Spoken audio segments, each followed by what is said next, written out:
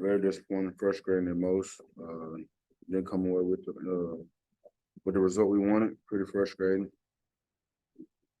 Tough to play your last collegiate game in the state of Mississippi and see that result. You gave it your all, didn't you? I did. Came up short. We had a chance to drive the ball down and score. We didn't do that, so that's on my part. I take full responsibility of it, and got to get better. KJ, you made some big plays with your legs, some big ones with your arms, but also uncharacteristic interceptions. Do you think that was maybe the pressure or some Ole Miss was doing, or what do you think happened on that? No, it was just more of my eyes in the wrong spot. They kind of disguised on the last day, disguised the coverage pretty well to where I didn't see the guy at all. So, shots out to them, they game playing well, and I gotta protect the ball better and take better care of the ball. Your family, your whole family was there up in the stands. What does it mean to you that they were all here to support you? It means a lot. I mean, we got a strong support system. They really care. They gonna always be there. It's bigger than football with us. I mean, family first, and it's always been that for us. And I mean, I love them, and I thank them for coming up. KJ, when did you know that Ty was going to be able to do what he did today? Well, like I said, opportunity presented itself. He took full advantage of it, and he came through in clutch situations, and we needed that. And he showed up to the plate and showed that he was prepared for this moment, and he took full advantage of it. Ty, when did you know To be honest, I just kept grinding. I mean, coming out from last year and coming into this year, Luke's a hell of a player, and he came in and did his thing, but just waited my opportunity, and then it finally came, and so now I had to step up to the plate. Now, you got to respect your attitude. How tough is that? You caught a touchdown pass in the Liberty Bowl, and you're thinking, okay, this is going to be a big season, and then Luke didn't give anybody else a chance to play the way he's playing. How tough is it to kind of wait your time, and then when you get that opportunity to take advantage of it? I watched a video like Tom Brady said, he was like, you got 2 plays in practice and stuff, and he just kept going and made them 2 plays perfect. At that time, I was probably getting like 5, and I just kept making them 5 perfect and kept going and kept training, doing what I had to do to stay mentally ready, because if you're not ready, when opportunity comes, you're not going to be ready. So I just had to keep going, to be honest. For both you guys, KJ, maybe you and I think you had 5 catches on that first drive and touchdown. How big a boost was that, KJ? I mean, how much of confidence did that give you? More confidence maybe in time? Then after he answers time, what did that first drive do for you? It gave a lot of confidence. I mean, we wanted to come out, get in a rhythm early, a lot of ball control passes, and so I was just running great routes, and he made the most of it. Yards had to catch, and for him to score on the first drive, go down and score, it was big for our team and for him as well, for his confidence-wise, the rest of the game. So proud of him. I would say my confidence, it helped a lot, to be honest, from the bowl game, and then coming into the season, it took a little dip a little bit, but it was always there. But I say it definitely boosted my confidence more.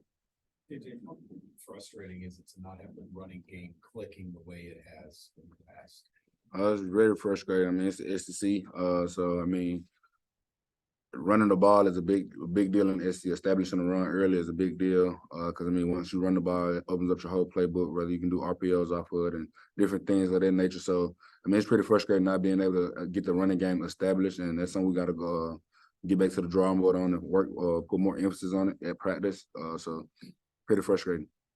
KJ, with Sam was in there, he said it feels like it's hard for you to play with confidence because of how much you're pressured this year. Do you feel like that's an accurate assessment?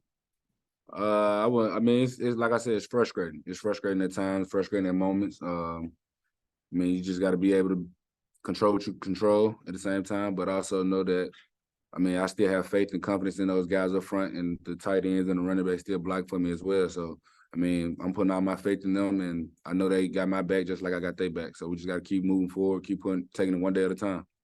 AJ, Patrick Kudus played center, in the first half a little bit. Did you notice anything different, or what was there? Is there a big difference between him and Bo snapping it too? I would say the way they snap it, that's about the only difference.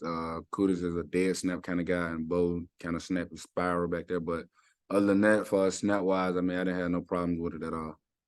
For both you guys, when KJ first and then Ty, the 4 straight losses, 3 were 1-score games, really went down the wire.